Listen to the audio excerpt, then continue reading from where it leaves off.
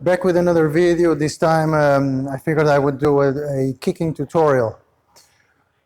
We've previously covered the front kick. This time we're going to cover the round kick, which is one of the five main basic kicks, main basic martial arts kicks. You've got the front kicks, if you watched my previous kicking tutorial about the front kick. So you've got front kicks, round kicks, crescent kicks, side kicks, and the hook kicks. And basically all of the other kicks derive in one way or another from these five basic variations, these five different kicks. So for the round kick is one of the most commonly used martial arts kicks, and that's because of the ease of its ease of execution.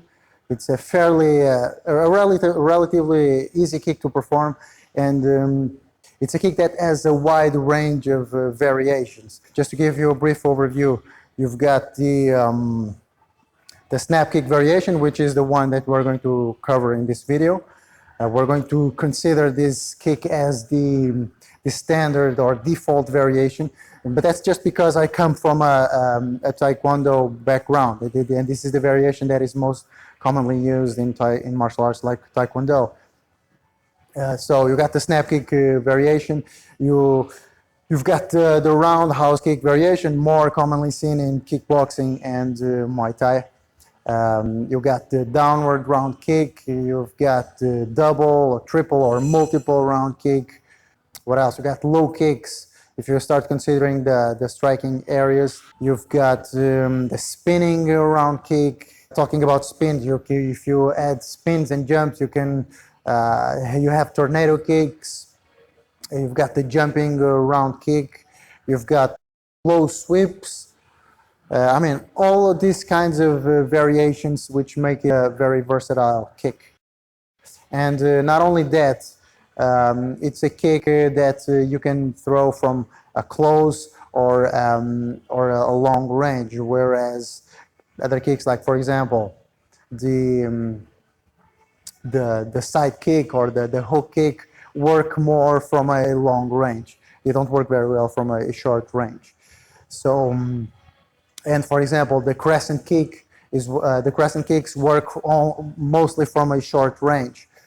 So this is why you see kicks like the front kick and the round kick being thrown more often, because you can kind of use them from close and long range. And combine them, for example, the round kick is a kick that is very easy to combine with punches, which is very, very useful in combat. You can easily switch between a front stance and a side stance while using this kick, and still combine it with other techniques. So very versatile, very useful. Developing more on this idea of whether the kick can be thrown from a close range or a long range, this is where I come to the point of this video, which is to distinguish between these two variations of the kick. So just to give you a brief demonstration. So for the long range version of the kick, take notice that this is a version that is more difficult to combine with punches. I will still try to combine it with punches, but you'll see me struggling a little bit more than when I show the short range variation. So the long range variation.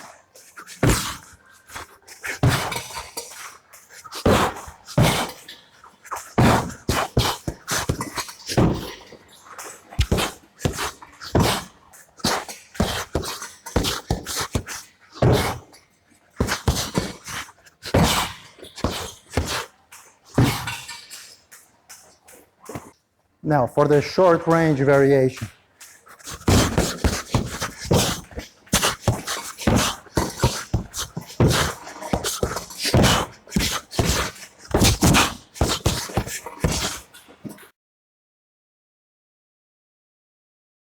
So now that we've established that there is the long range version of the kick and the short range version, we have to break the kick down into phases, just like we did with the front kick. And it's whether we want to use the long range or the short range version that is going to dictate how these phases are going to go about. So starting with the long range version, This is the version of the kick where you have to be in a side stance. You can either go into a side stance before chambering the kick, or you can do it while chambering at the same time as you are chambering the kick. So let's start with going into a side stance first. So we're here in a neutral fighting stance. So what we're going to do is we're going to adjust our supporting foot. Supposing that I'm kicking with the front leg, I'm going to adjust my supporting foot in such a way that I'm going to have my body facing the side of me, and all I got to do is just lift my kicking leg, and here you go. You got the chambering of the round kick, and you're going to want to position the leg in such a way that it's going to be perpendicular to the target. So if you have a vertical target, your leg is going to be perpendicular to that target in order to strike it, in order to T-bone it when you throw the kick. But we're going to go into a little bit more detail about that later. So to recap, going to a side stance before chambering the kick. So side stance, chamber the kick for the long range version. Now for the for chambering for going into a side stance while you are chambering. For this version, you are again using a neutral fighting stance, and what you're going to do is you're going to lift the knee first, and while you chamber the kick, you go into a side stance. So supporting foot now adjusts to the back, and at the same time I go into chambering position. So the two ways that you can prepare the chamber for the round kick. Now the first way that I showed you, the one where you go first into a side stance, it kind of makes the kick lose power, right? Because you are missing on that rotation of the hip. So if you throw the kick using that rotation, it's going to give it a lot more power. But the advantage is that going into a side stance first makes the kick a lot faster. I mean, you don't have to reset your position again. You can just chain multiple round kicks already from a side stance. So to demonstrate going into a side stance first and show you how much faster the kick is. So here I am, neutral fighting stance. I go into a side stance, and then I'm able to throw the kick much faster if I was to use the version where I lift my knee first. So lifting my knee first.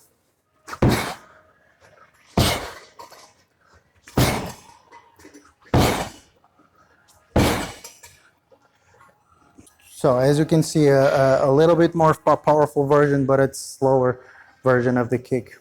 So this is the demonstration of the kick using the front leg. So the lead leg. Now using the back leg, the concept is basically the same. If you want to do the variation without lifting the knee first, so we were going to have to adjust the supporting leg, which in this case is going to be the front leg. So we adjust the supporting leg out to the side in order to make it easy for us to then turn our hips over and twist the supporting foot.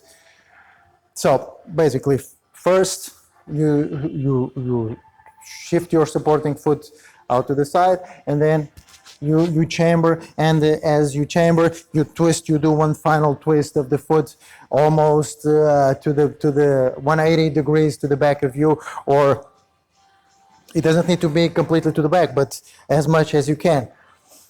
Or you can just do the variation where you lift. It's kind of like a question mark kick, right? You lift the knee first, and after you lift the knee, then you do that final twist,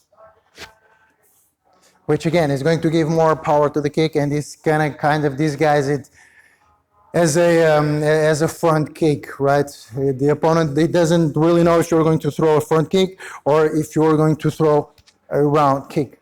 So basically the main concept, but using the back leg for kicking. Now, another important concept to take into account is the positioning of our limbs, right? Our arms and our leg during the kick. We already established that the leg has to be horizontal or at least perpendicular to the target. I mean, the chamber, it doesn't need to be perfectly horizontal. I mean, if your target is diagonal, you can have a chamber, a diagonal chamber. But the idea is to be perpendicular to the target with the legs. So the foot has to be facing almost to the back, the supporting foot. And when it comes to the arms, so the arm of the leg that's giving the on the side of the leg that's going to strike is going to do a counterbalance. Okay, so you're going to, supposing I'm going to throw the kick with my left leg. I'm going to first bring my arm up, and after I bring my arm up, I'm going to counterbalance in the opposite direction. This is going to allow me to control the kick. It is going to allow me to prevent me from going over, which is not my objective. My objective is to throw the round kick linearly. So I'm going to use the arm as a counterbalance for that effect. And the other arm, I mean, for demonstration purposes, I mean, you can have it close to your chest like this. It's okay. I do it all of the time. But if you're a fighter, if you want to use this kick for fighting, you want to use the other arm protecting your face. So when you throw the kick, you're going to have the arm protecting your face like this. You can have your fingers out, which gives you more of a wider surface area to protect yourself, or you can have your fists closed.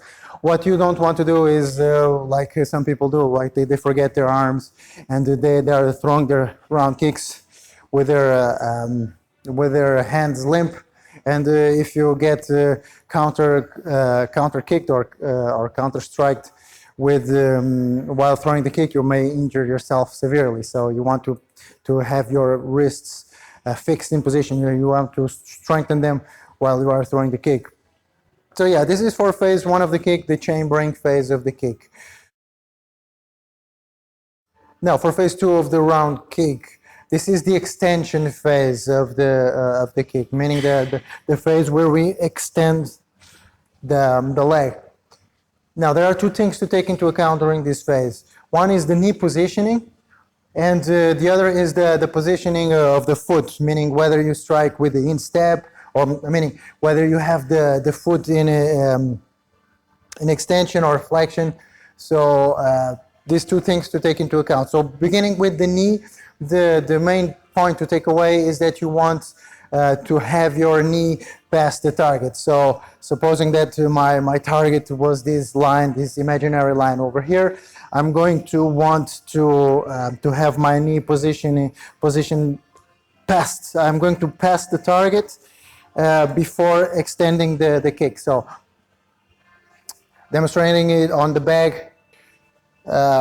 This is the area that I'm going to strike the bag with, or this is the area of the bag where I'm going to strike, and I'm going to have my knee past the target before extension. If I already bring my leg extension, my leg extended before my knee has passed the target, I'm going to lose all the power of the kick. Now, obviously the snap kick variation of the round kick is already in itself not a very powerful version of the kick. If you want to go for power, you would go with the roundhouse kick variation, more used in Muay Thai. But I mean, this is still a variation, a solid variation, or a valid variation, and we are just trying to minimize its loss of power. But in of itself, it's still going to be a weaker version or variation of the kick.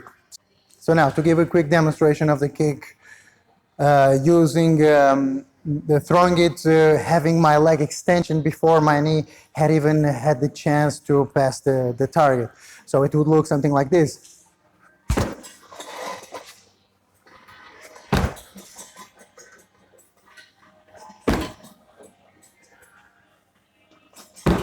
So so comparing it with the correct version, which is having in the knee past the target before I extend my leg.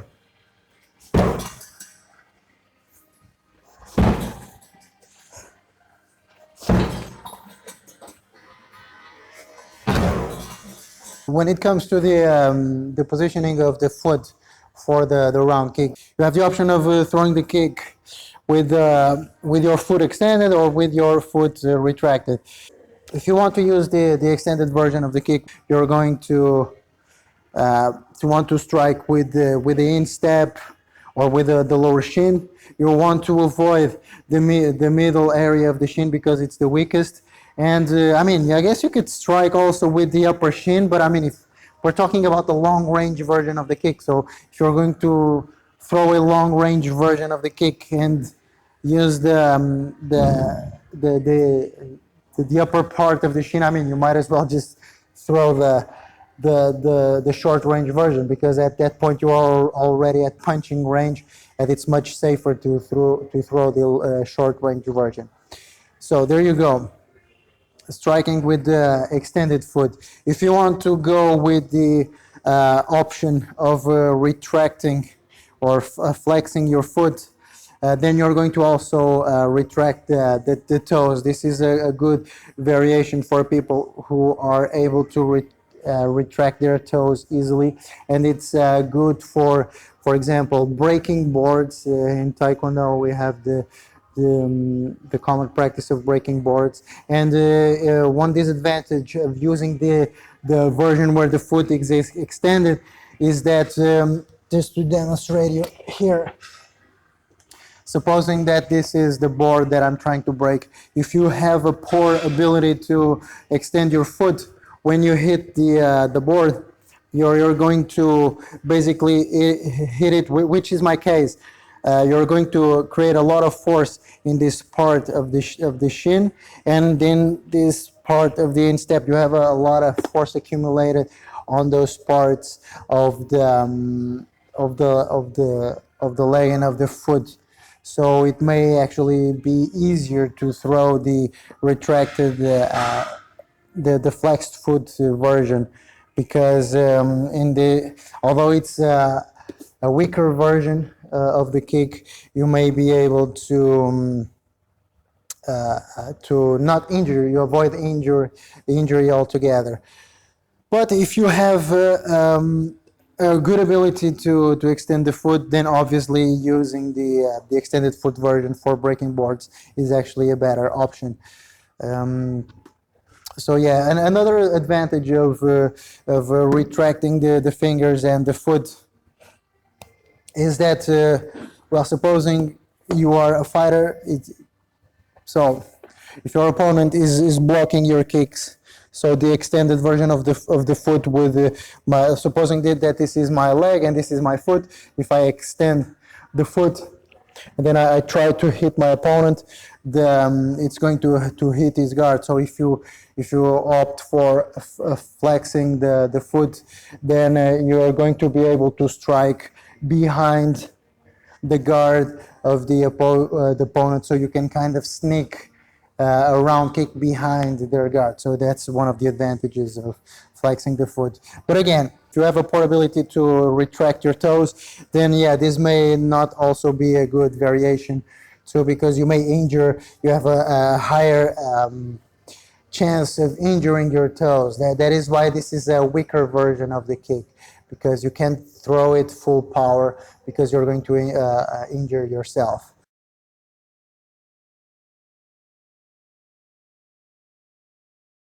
Now is the third phase of the kick, which is the retraction of the kick. So we've chambered the kick, we've extended the leg. Now we need to retract the leg, because if you don't retract the leg, it's going to be much easier if you're a fighter. If you lift your leg and you just lower the leg like this, it's going to be much easier for the other fighter to grab your leg. So it just makes it so much more easy. It makes it so much easier to throw the kick using the retraction of the leg. But it's a common mistake. So just to demonstrate the kick without retracting the leg, it would look something like this.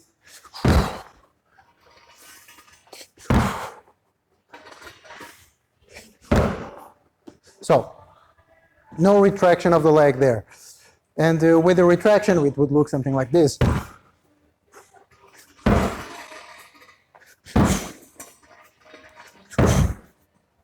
By retraction, I don't mean going with a kick back to the original position. I mean throwing the kick and retracting the leg back into the chamber.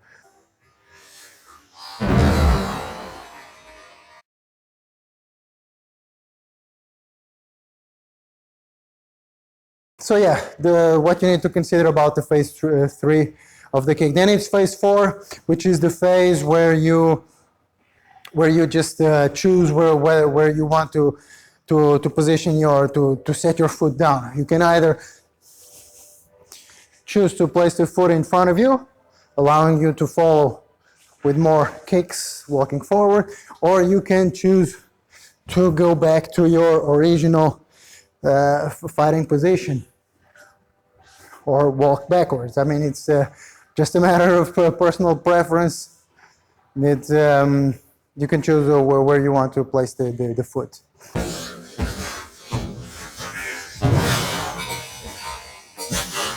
So this is all you need to know about the execution, or most of what you need to know about the execution of the technique for the long range version of the kick.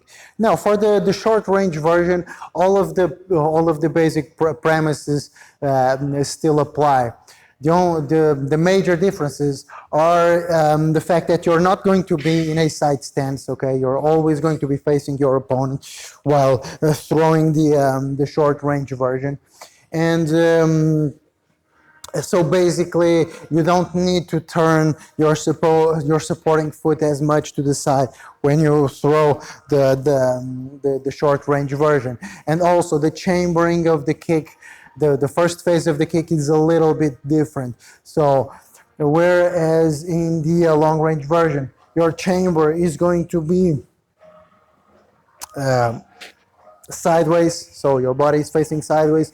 For the short range version, as you can see, my foot is now not as turned to the back as before. You're going to have your chamber much more tucked in so that you are able to face your opponent. You're going to be in a front facing in a more frontal facing stance. Again, it's not it detracts from the power of the kick, but I mean it gives you a lot more speed. And it's still a very valid variation. And besides, it's the one that kickboxers use the most, even though people say that it's wrong to throw the round kick having your body like this, like facing, or I mean facing forward and sticking out to the side and having your butt sticking out to the back, right? They say that this is a wrong way to do the round kick. It's actually not. It's actually and it's actually one of the most performed versions because, I mean, you're already facing the target, so you can combine punches much more easily. One more thing in regards to the chamber of the kick. This time, since you're facing the opponent, so this time it's going to be much harder to bring that knee past the target when you throw the kick, and this is actually one of the reasons why it is a weaker version of the kick. You don't bring your knee past the target, and you have minimal hip rotation. And to give you an example of a round kick variation that uses this version of the kick a lot, and it's super important to dominate it, is the multiple round kick variation, where you throw multiple round kicks. So for this variation of the round kick, you can't turn your hip totally over, okay? You can't throw multiple round kicks if you completely turn your hips. So this is why you gotta dominate the short range variation. You gotta always be facing the target. And so yeah, but I will go into detail more about that in future tutorials when I cover the double or triple or multiple round kick variation. So one more thing about the short range version that I would like to mention is the fact that it's harder to throw kicks to the head. And if you want to throw kicks to the head, you're almost kind of like, as I said before, you're going to have your body sticking out to the side and your butt is going to sticking out in the other direction. So in order to reach the head of the opponent, you're going to have your body completely sticking out in one direction and your butt sticking out in the other direction. Yeah, so yeah, that's one of the caveats of the short range version of the round kick.